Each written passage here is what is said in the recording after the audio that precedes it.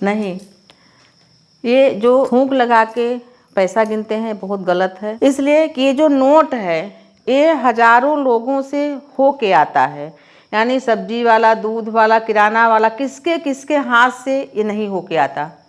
और कभी कभी आप देखोगे कि जो महीनों तक नहाए नहीं रहते उनके भी हाथ और जेब से हो के आता है। तो ये नोट में इतना ज़्यादा गंदगी रहता है, वो दिखता नहीं है। अब आप जब उंगलियों से छूते हैं उसको तो आपकी उंगलियां भी गंदी हो जाती हैं, उतनी गंदी जितनी गंदी की टॉयलेट सीट भी नहीं रहता। इसलिए बोल रही हूँ कि थूक से पैसा नहीं गिनना चाहिए। थोड़ा सा पानी लगाने से नोट गीला नहीं होता। अगर आपको ऐसा लगता है तो आप पाउडर लगा के भी गिन सकते हैं। तो आपको मैं नोट के बारे में बताई कि नोट आप क्यों थूक लगा के न गिने। और ये धन है, धन से संबंधित, इसी नोट के संबंधित ढेर सारी जानकारियाँ आगे मैं आपको देने वाली हूँ। तो चलिए आपको बताती हूँ कि नोट क्यों नहीं गिनना चाहिए, नोट कहाँ कहाँ रखना चाहिए और नोट कहाँ पर रहे तो उसको उठा के कैसे रख लेना चाहिए। नमस्कार, मैं शारदा पांडे आसान ज़िंदगी के किसी एपिसोड में आपका स्वागत करती हूँ। आज मैं आपको बताऊँगी पैसे के रख रखाव के बारे में। जो भी आपके पास धन रहता है तो धन किस प्रकार से रखना चाहिए और क्या क्या जो आप गलतियाँ करते हो वो नहीं करना चाहिए। तमाम लोग बोलते हैं कि उनका धन आता कम है, खर्च ज़्यादा होता है। तो तमाम चीज़ें ऐसी होती हैं, गलतियाँ जो हम करते हैं, जो लोग करते रहते हैं। और धन कम आता है, खर्च ज़्यादा हो जाता है, उधारी हो जाता है, कर्ज लेते हैं। तो आज आपको इसी विषय में बताऊंगी कि आप ऐसा क्या करें जो कि आपके धन का आवक भी बढ़े, उधारी और कर्ज भी ना हो और आपकी जो ज़रूरतें हैं वो पूरी भी हो जाए। तो सबसे पहले धन, पैसा जहाँ भी रखें, जैसे कि कभी कभी हम घर में अलमारी रखते हैं तो जब हम सोते हैं तो जो अलमारी है उस तरफ जहाँ धन रखे हैं, गहना है, जेवर है, कुछ भी है, लाकर तिजोरी जो भी है, तो उसके तरफ पाँव करके नहीं बैठना चाहिए, न तो सोना चाहिए धन की तरफ। धन जहाँ भी रखें स्वच्छ और साफ जगह रखें। तमाम सुनने में आता है कई लोगों के यहाँ छापा पड़ा वो हुआ तो बाथरूम में जो बॉक्स है, ये है, वो है, वहाँ धन छुपाए रहते हैं, करते हैं, वो करते हैं। तो इसका दुष्प्रभाव आगामी समय में मिलता है। इसलिए कभी भी धन को अशुद्ध जगह छुपाएं न रखें, न शुद्ध जगह, यानी साक्षात लक्ष्मी होती हैं। जिस भी समय धन का जो भी प्रचलन होता है, जैसे वर्तमान में जो भी अभी नोट या सिक्का चल रहा है, इनको साक्षात लक्ष्मी माना जाता है। पहले क्या होता था कि सोना, चांदी, गिन्नी, तांबा, पीतल, ये सब के सिक्के छोटे छोटे बनते थे, कौड़ियाँ चलती थी, इनको भी साक्षात धन माना जाता था। कभी भी जैसे कि पैर के नीचे, मान लीजिए कहीं रास्ता में आप जा रहे हैं, कहीं भी कुछ पड़ा हुआ मिला, जैसे 1 रुपए का, 2 रुपए का सिक्का, तो लोग बोलते हैं हम इसको क्यों उठाएं, हो गया, हम काहे उठाएं इसको। उसको उठा के कम से कम ऐसे जगह रख दें जहाँ लोगों का पाँव न पड़े। उसी तरीके से कभी भी जब किसी के यहाँ कोई उत्सव होता है, कोई त्यौहार होता है, कोई शादी विवाह या किसी के बच्चे का मुंडन हुआ, बच्चे का जन्म हुआ, तो लोग क्या करते हैं, पैसा को निछावर करके वार के लुटाते हैं, यानी लोगों के ऊपर फेंकते हैं, लुटाते हैं। तो ये बहुत अच्छा चीज़ होता है, इसको बुरा नहीं माना जाता। इससे लक्ष्मी भी प्रसन्न होती हैं। लक्ष्मी इसलिए प्रसन्न होती हैं कि आप धनवान हो, यानी पैसा वही लुटाता है जो धनवान होता है, और वो पैसा वही लूटता है जो पैसे से कमज़ोर होता है, जिनको आवश्यकता होती है, वही पैसा लेते हैं। तो इससे लक्ष्मी प्रसन्न होती हैं कि आपके पास धन है तो आप धन को वार के और किसी गरीब के लिए ये लुटा रहे हो, दे रहे हो वार के, तो ऐसे में लक्ष्मी माँ प्रसन्न होती है। वैसे भी धन दान करना चाहिए। उसी प्रकार से ये ध्यान दें कि जब भी शादी में, ब्याह में, बारात में आप धन लुटा रहे हो तो ध्यान दें कि वो पैसा कहीं नाली में, कहीं कूड़ा में, कहीं गंदगी में न गिरे, साफ सुथरे जगह गिरे तो लोग उसको उठा सके। नाली में गिरा तो बह जाएगा, तो ये भी एक पाप लगता है। तो ऐसे जगह ध्यान दें कि ऐसे जगह पैसा लुटाना बंद कर दें जहाँ गंदगी है, कूड़ा है या नाली है। तो इन सब चीज़ों को ध्यान देना चाहिए। उसी प्रकार से पैसा यानी जो धन है, जब उसको आप पैसे रुपए को गिनते हो तो तमाम मैं देखी हूँ, महिला भी पुरुष भी थूक लगा के धन को गिनते हैं। तो पहली बात तो अशुद्धता भी होता है, ये माना जाता है साक्षात लक्ष्मी है। जब आप उसको थूक लगा के गिने, फिर अपने ही लाकर में रखे या जिसके पास भी गया तो अशुद्ध और झूठा माना जाता है। सबसे पहले कभी भी पैसे का दिखावा नहीं करना चाहिए। आपको सुनने में मिल जाएगा कि फला आदमी के पास पैसा बहुत है, यानी कि बहुत ज़्यादा बड़े आदमी है, उसके पास गाड़ी है, महंगी घड़ियां हैं, महंगे कपड़े पहनता है, महंगा टाई लगाता है, कोट पहनता है, सब कुछ है। कुछ दिन में पता लगता है कि ये सभी चीज़ें वो लोन या कर्ज लेकर ये सभी चीज़ें कर रहा है। बाद में उसके यहाँ आते हैं कर्जदार मांगने, आज बैंक से लोन लिए हैं वो मांगने आते हैं, तब ये पता लगता है कि हाँ ये लोन लेकर सभी काम कर रहे हैं। तो उनसे पूछा था भाई आप पैसा क्यों कर रहे हैं, तो बोलते हैं सोसाइटी में हम जहाँ रहते हैं तो उनको मेंटेन करने के लिए, आकि लोग सब अच्छे अच्छे कपड़ा पहनते हैं, गाड़ी घड़ी या मोटर गाड़ी सब लेते हैं, तो हम भी ऐसा किए हैं। कभी भी दिखावा मत करो। अगर ऐसी सोसाइटी है जिसको आप मेंटेन नहीं कर सकते हो तो आप वहाँ मत रहो। आप ऐसे लोगों के बीच में रहो जहाँ आपको लगे कि हाँ आपके पास जो है आप उसी में संतोष रखो। जो व्यक्ति ऋणी नहीं है, कर्जहित नहीं है, वो सबसे ज़्यादा सुखी होता है, सबसे ज़्यादा सुखी। और कभी कभी देखोगे तो पर्स लिए रहेंगे 50,000 का, और पूछोगे आप इसमें कितना पैसा रखे हो तो उसमें 50 रुपये भी नहीं रहता। दिखाने के लिए पर्स 50,000 की रहती है। कभी भी कर्ज या लोन लेकर ये सब चीज़ें दिखावा के न करें। और अगर आपके पास धन है तब भी आप धन का दिखावा न करें, इसके लिए सदैव आपका ही नुकसान होगा हर तरीके से। अगर आप धन का दिखावा करेंगे तो जो भी आपके नज़दीक रहेंगे उनको ज़रूरत पड़ेगी, बोलेंगे भाई इनके पास तो धन है, इनसे मांग लो, और आपसे मांग लेंगे, आप दे भी दे देंगे, ठीक है, लेना देना अच्छा रहता है। लेकिन धन आप दे दिए, अगला आदमी नहीं दिया, तो फिर वही मनमुटाव, दुश्मनी, ये सब चीज़ें चलती रहती हैं। तो धन का दिखावा भी नहीं करना चाहिए। आपके पास है, आप खाइए पिए घूमिए सब करिए।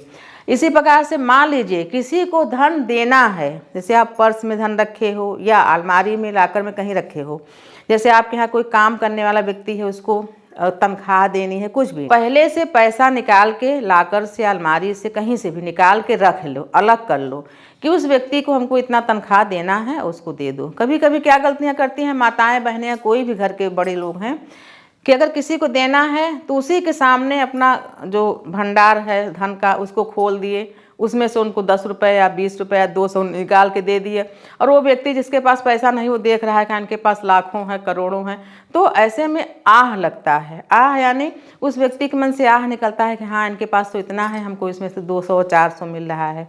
तो कभी भी पर्स से भी, मान लीजिए किसी को आप दे रहे हो पैसा, अपने दोस्त को या किसी को भी, तो उसी के सामने निकाल के मत दो, दूसरी तरफ मुड़ के धन को पैसा को निकालो, आप उनको दो। अपना आपके पास कितना पैसा है ये नहीं दिखाना चाहिए। तो ये सब ऐसी चीज़ें हैं जो कि करने से आपके यहाँ लक्ष्मी स्थायी रूप से रहेंगी और आपके यहाँ धन की कमी नहीं होगी। आप देखोगे कभी कभी घर में कोई न कोई अपव्यय होता है। अपव्यय यानी व्यर्थ का धन खर्च करने वाला। जैसे बहुत जो समझदार लोग होते हैं, जो बेसिक चीज़ें हैं उनको खरीदो, उनको ले आओ तो समझ में आता है, लेकिन जो अपव्यय करते हैं, यानी आजकल तो कंप्यूटर में ऑनलाइन तमाम चीज़ बिक रही हैं, बहुत सोना से लेकर चांदी, घर की जितनी भी ज़रूरतें चीज़ें सब ऑनलाइन हैं, तो देख देख कर कि हाँ ये चीज़ें हैं, उनको भले कोई उपयोग ना हो उसको मंगवाएंगे। और आजकल तो क्रेडिट कार्ड है, उस पर मंगवा लिए, दिए दिए नहीं दिए नहीं दिए, ये सब चीज़ें होती हैं। तो ये होता है अपव्यय करना। तो अपव्ययों के पास भी माँ लक्ष्मी अधिक दिन तक नहीं रहती हैं। जो धन को शुभ मार्ग में खर्च करता है, आवश्यक जगह, शुभ जगह, धार्मिक कामों में, धर्म में, दान में खर्च करता है, उनके यहाँ लक्ष्मी बढ़ती चली जाती हैं। उसी प्रकार से अधर्म से कमाया हुआ धन कभी भी अपने पुत्र पौत्रों के काम नहीं आता है। जैसे कि माता पिता दादा दादी ये सोचें कि हम किसी का हड़प लें, अधर्म से कमाया हुआ धन, जैसे मान लीजिए कोई लोन पास करा रहा है, गरीब है, उसके पास पैसा नहीं है, तो आप उसको बोल रहे हो कि आपका मतलब, जैसे कि मान लीजिए कोई विधवा स्त्री है, उनके पति नहीं है, अब उनको फंड का पैसा चाहिए, तो पहले ये बोलेंगे कि आप इतना लाख 2 लाख लाओ तो आपको जो 20 लाख है वो हम देंगे।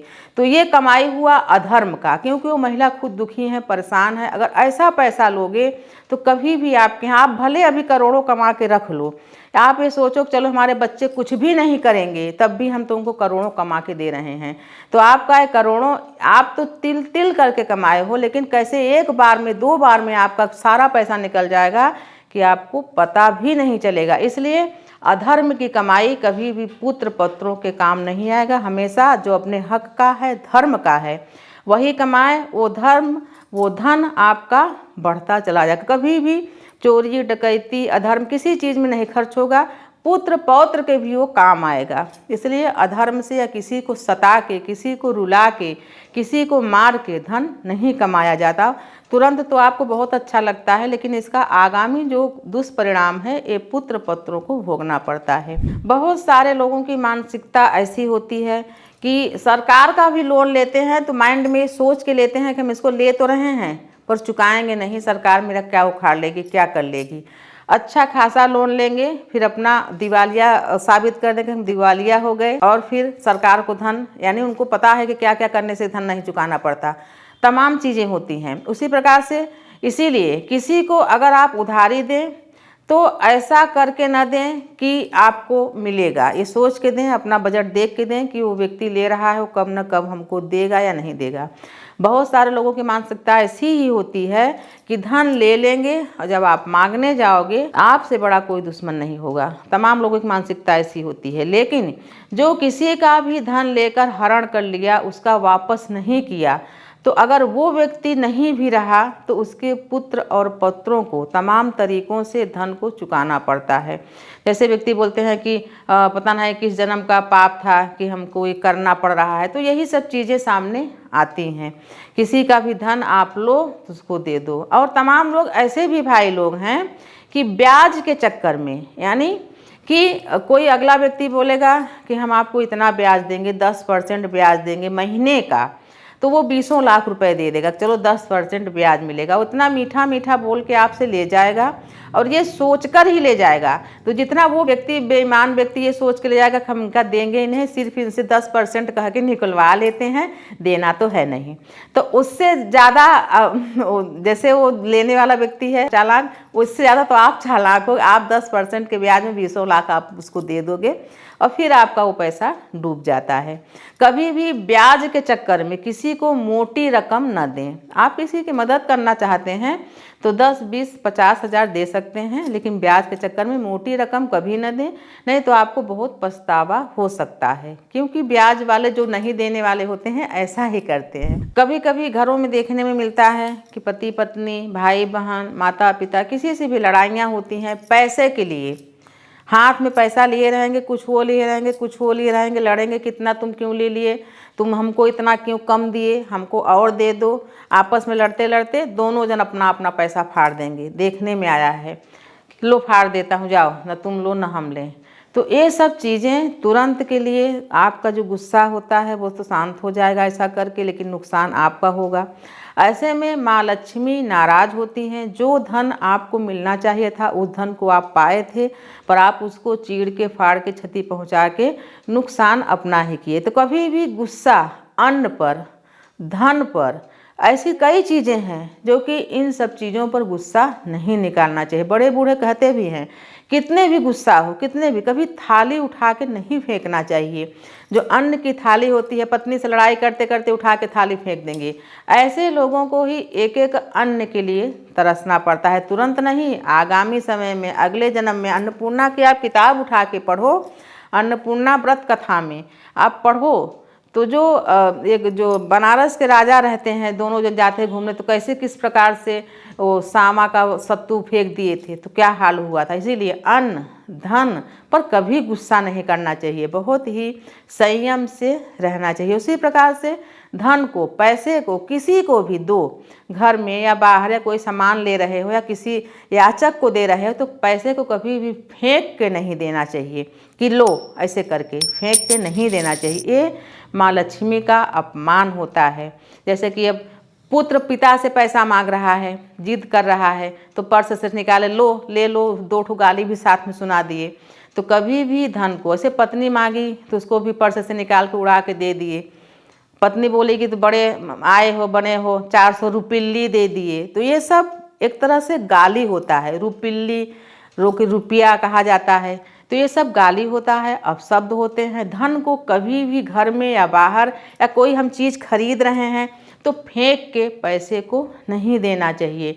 तो इन सब चीज़ों को जाने समझें, सब गलतियां करते हैं तो इसको अब न करें। उसी प्रकार से कोई भी याचक आपके यहाँ अगर कुछ मांगने आता है, जैसे भी ठंड चल रही है, ठंड में कोई वस्त्र मांगा है, कोई भोजन मांगा है, तो ये तो सब बेसिक चीज़ें हैं, आपके पास है तो उनको ज़रूर दें। उनको ऐसे ही डांट के भगा नहीं देना चाहिए, लेकिन सावधान भी रहें।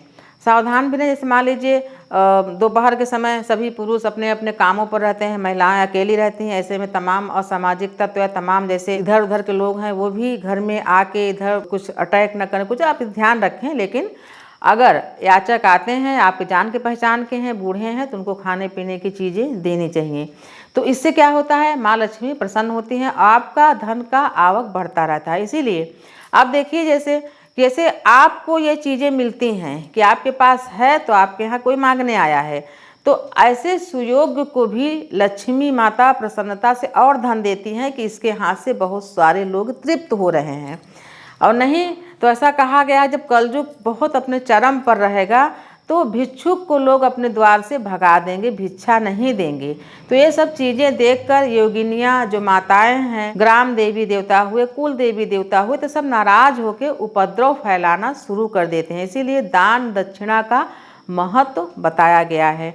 गाय अपने यहाँ दरवाजे पर आए तो उनको कुछ चारा डाल दो, चिड़िया को कुछ चारा डाल दो। इससे जो आसपास के वातावरण होता है, माहौल होता है, प्राकृतिक जो सुंदरता होती है वो बनी रहती है और आपके घर में सुख शांति और स्वास्थ्य भी बना रहता है। जूठे हाथ से घृत, दूध और लक्ष्मी यानी धन को स्पर्श नहीं करना चाहिए। आप सिर्फ इसको वीडियो नहीं, आप लोग हमसे जुड़े हो, आप लोग अपनी परेशानियां हमसे बताते हो। आप जब इसको करोगे नहीं तो आप कह कैसे सकते हो कि ये सब झूठी बात है। आप इसको कुछ करके देखो, फिर कहो कि नहीं हुआ है तो आप बताओ कि हाँ ये सब चीज़ें करने से कुछ नहीं होता है। आप इन सब चीज़ों को करो, देखो, इसकी शुभता ज़रूर होती है, आप लोगों को ज़रूर इससे फ़ायदा होगा। तो इसी प्रकार जब मैं आपके कमेंट का जवाब देने लगती हूँ, बहुत सारे ऐसे कमेंट रहते हैं, तो उस पर मैं वीडियो तब बनाती हूँ जब बहुत सारे कमेंट आते हैं, हमसे पूछे जाते हैं। तो ये वीडियो आपको बनाई हूँ, दी हूँ, खरमास का वीडियो दी हूँ। इसके बाद जितने भी 2023 के पर्व हैं, कब कब सोमवती अमावस्या कब कब है, क्या क्या है, फिर अभी मुंडन मुहूर्त, गृह प्रवेश मुहूर्त, ये सभी वीडियो 2023 में दें, क्योंकि अभी एक महीने तक खरमास चल रहा है 14 जनवरी तक। तो इसीलिए जो भी हम शुभ मुहूर्त शूटिंग करके रखे हुए हैं तो अभी नहीं डाल रहे हैं, इसको हम जनवरी में डालेंगे। और आपके साथ हम बने हैं, आप हमारे साथ बने रहें, देखते रहें आसान जिंदगी। तब तक के लिए नमस्कार।